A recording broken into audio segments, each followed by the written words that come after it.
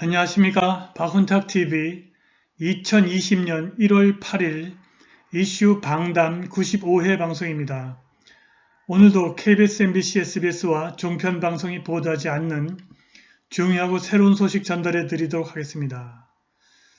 중국이 안과 밖에서 동시에 붕괴하고 있습니다. 안에서는 경제가 붕괴하고 있고 사스로 추정되는 폐렴이 발생해서 전국적으로 확산하고 있습니다. 그런데 밖에서는 특히 아프리카에서 1대1로가 붕괴하고 있습니다. 아프리카의 여러 나라들이 중국 공산당의 약탈적 전략을 눈치챘고 벗어나기 시작했습니다.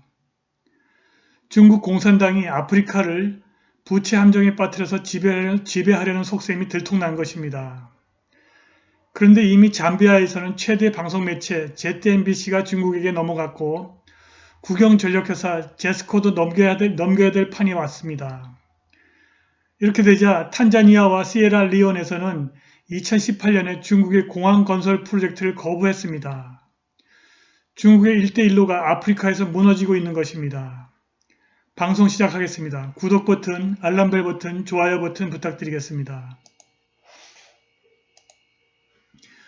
2020년 올해부터 중국 경제가 본격적으로 붕괴하기 시작할 것이고 중국 공산당도 무사하기 어려울 것입니다.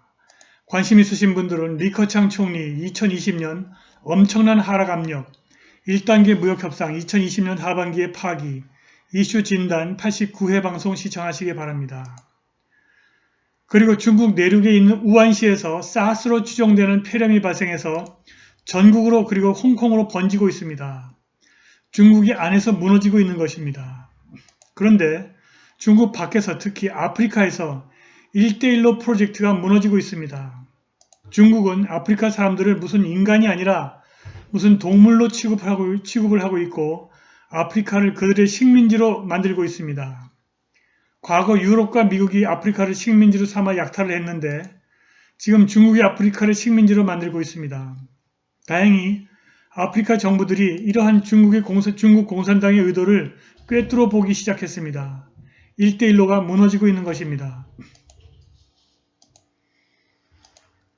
중국의 고위 외교관인 양 주에치가 최근 아프리카 대륙에서 양자 관계를 통제하고 지원하기 위해서 여러 차례 아프리카를 방문했습니다. 양은 외교부 책임자이고 중국 공산당 정치국원 7명 중 1명입니다. 그는 중국 공산체제가 아프리카를 이용하고 있고 아프리카에서 신식민주의를 자행하고 있다는 비판을 비난했습니다. 중국과 아프리카 관계의 발전을 싫어하는 일부 사람들이 우리의 협력을 훼손하고 공격하기 위해서 근거 없는 비난을 하고 있다고 옌이 작년 12월 22일 국영매체 신화통신과 인터뷰에서 말했습니다. 그는 또 중국과 아프리카의 전통적 우정을 훼손하려고 시도하는 자들은 결국 실패할 것이라고 덧붙였습니다. 최근 중국 공산당 정부는 아프리카에서 그들의 행태에 대한 점증하는 비판에 직면하고 있습니다. 지난 10년 동안 중국은 아프리카 대륙에서 무역, 투자, 금융 원조 그리고 인프라 건설 금융의 영역에서 가장 중요한 경제적 파트너였습니다. 그러나 중국 공산체제의 목표는 결코 이타적이지 않았습니다. 중국의 협력이 아프리카의 착취와 종속으로 이어지고 있습니다. 북경 정부가 아프리카 개발도상국들을 유혹해서 이자율이 매우 높은 대출을 받게 했고 무능한 대출국이 이자와 원금을 갚지 못하면 자산을 차압하고 다른 값비싼 양보를 받아냈습니다.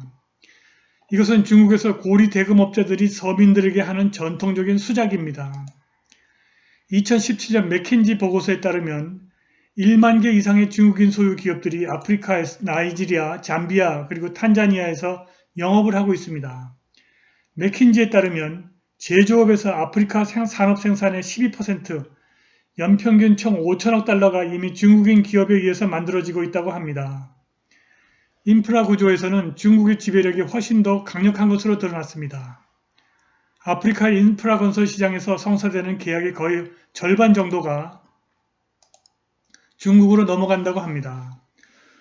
중국 공산체제의 가장 가시적인 아프리카 개입은 인프라 개발입니다. 장대한 다리, 주요 고속도로, 고층 건물, 그리고 터널 같은 신규 인프라 건설 프로젝트의 대부분이 중국의 노동력과 자재를 사용하는 중국 기업이 돈으로 건설되고 있습니다.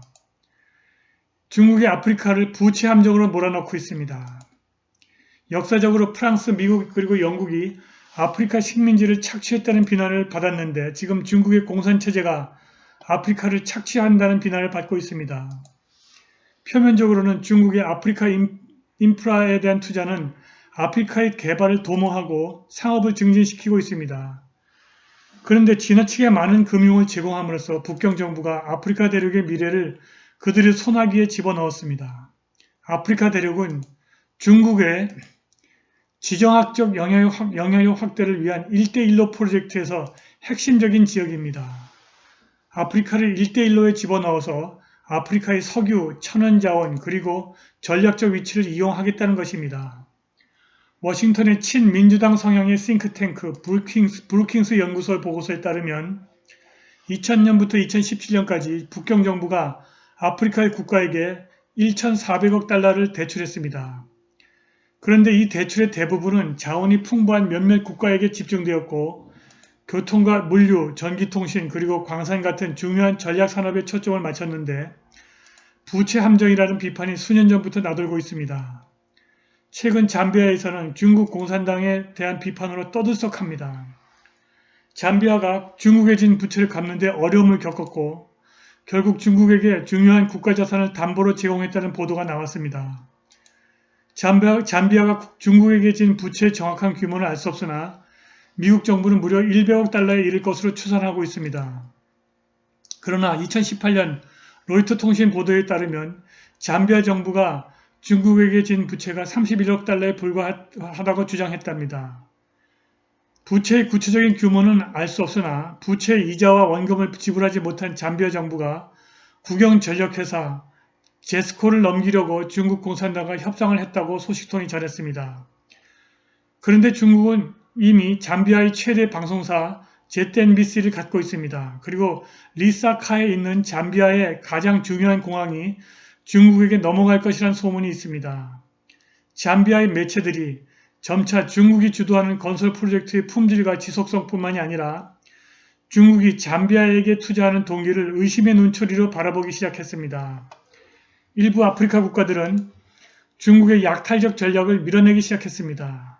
2019년 중반에 탄자니아 정부가 중국과 함께 바가모이어 지역에 동아프리카 최대 공항을 건설하는 프로젝트를 연기했습니다. China Merchant Hold International이라고 하는 중국 회사가 이 공항을 운영하는 유일한 회사로 지정되었습니다.